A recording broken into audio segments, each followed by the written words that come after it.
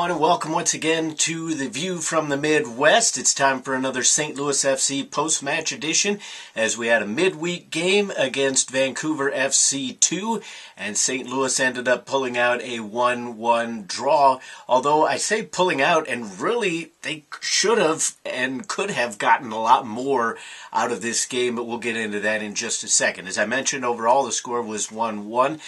So looking at the standings very quickly, again, when I do these videos, I'm not really sure if the USL website updates things as they're live or if they wait until the next day. As of right now, St. Louis FC is listed as 4-3-3. They could be 4-3-4, so they either have 15 or 16 points on the season. They're still well behind the pack in terms of the leaders because Vancouver still has 21 points regardless of this game. Colorado Springs is still right up there. They have 18 points, 17 points for LA Galaxy 2 as those teams will most likely play on the weekend.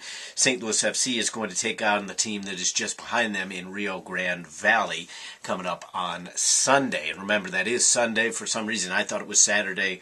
That's neither here nor there. Getting into the game, St. Louis FC, for the first 15 minutes or so, really looked like they were going to get something. They created a few chances. They were sending some balls over the top, looking to get Herrera working. They were really trying to take advantage of a Vancouver defense that was a little bit suspect, and they knew that going in, that was probably the weakness of this Vancouver team, which is very solid overall. They're very deserving of being the top team in the Western Conference right now. And we saw a lot of that on display in this game. But St. Louis FC came out, showed a lot of good energy, a lot of decent possession. They weren't controlling the game per se, but for that first 15 minutes or so, they looked really solid and looked like they were going to hang in there. And then all of a sudden, over the next 20 minutes or so, it was nothing but Vancouver after that. And they got a fantastic goal. For whatever reason, there was a defensive miscue on the goal that happened. It was somewhat late in the first half, kind of midway to 75% through the first half that Vancouver managed to score. And the shot itself was absolutely a fantastic strike. I mean, St. Louis FC would be lucky to have a player that could hit it from that far out with that kind of pace. Now, they have some players that obviously can hit it that hard, but we don't seem to be able to keep it on net. That's neither here nor there.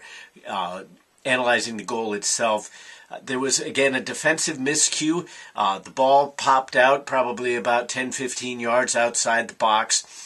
And on the replay, it looked like for some reason Herrera was in charge of marking the person that had the ball. Well, it's your lone striker pretty much in terms of the system that they play. I'm not really sure why he was involved in marking anybody. So, of course, the player got away from him, took a couple steps, and nobody closed down on the ball. That was a little bit disappointing. The defense, I think they thought that the player was going to keep coming in.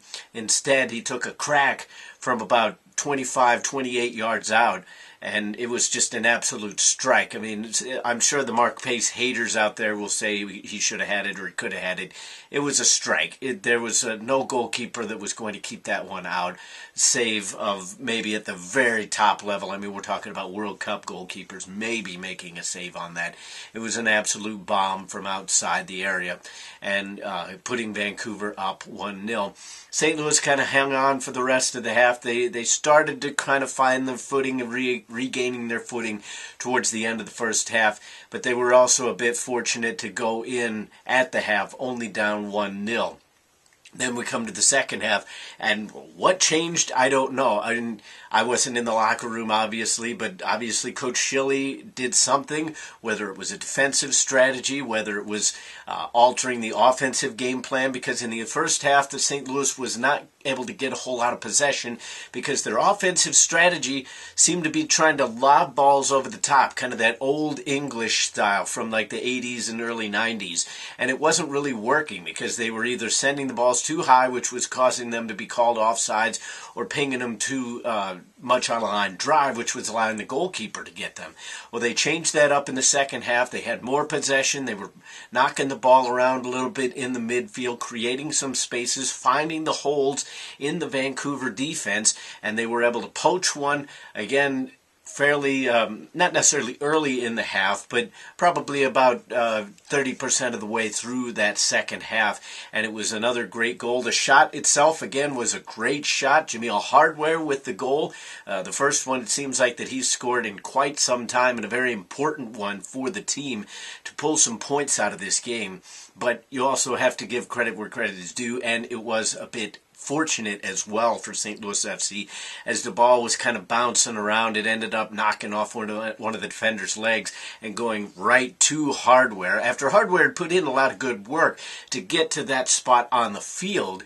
But under normal circumstances, you would probably expect that ball to be cleared out with as many defenders as there were in the area, but instead it comes right back to Hardware instead of being cleared out, and he manages to finish it off. And those are the kind of goals that St. Louis FC has got to finish off. They missed a few chances. We'll talk about that in just a second.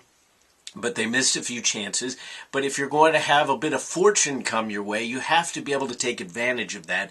And this season, St. Louis FC has managed to do that, and they've turned those into points. Whereas last year, they would have not gotten that goal. They would have lost the game 1-0, even after playing a decent second half, and things just would not have gone their way. So that has been kind of the big turnaround. Is St. Louis FC, if nothing else, has managed to take advantage of those breaks that come their way. Now, give the devil its due as well. St. Louis FC should have won this game. I don't know enough about Vancouver. I haven't seen them steadily enough outside of this game and a few highlights here and there to really know what this game performance from them compares to other ones throughout the season. But they were gettable. St. Louis FC created a lot of chances. Brandon Barklage had one hit off the heel of his right foot as he tried a side-footed shot instead of striking it with the laces in the first half. That should have been a goal. There were 2 or 3 quality chances for St. Louis inside the box that probably should have been put away in the second half. So that's 4 goals right there potentially, and then 5 maybe if you continued to tack on other chances that St. Louis had in the box that they weren't able to put away. So the tie is probably the good result. The result that if you had told people going into the match that they would have been fine with that. But given how everything played out in that second half, it's actually kind of disappointing that St. Louis FC didn't come away with the full 3 points, and it almost feels like 2 points dropped. But you can't look at it like that. This is still the top team in the Western Conference. It's good to get a result against them. It's good for confidence building, especially with a game coming up on the weekend on Sunday, and then almost immediately after that going right back into the U.S. Open Cup. So the St. Louis FC's depth is going to be tested over the next week or so, because they've got a lot of games coming up. They have the one on Sunday against Rio Grande Valley, then Minnesota United in the Cup game on Wednesday, and then another game, I believe, on Saturday of the next week, but I thought this coming Saturday was going to be a game, and it's not, so don't quote me on that in terms of the schedule.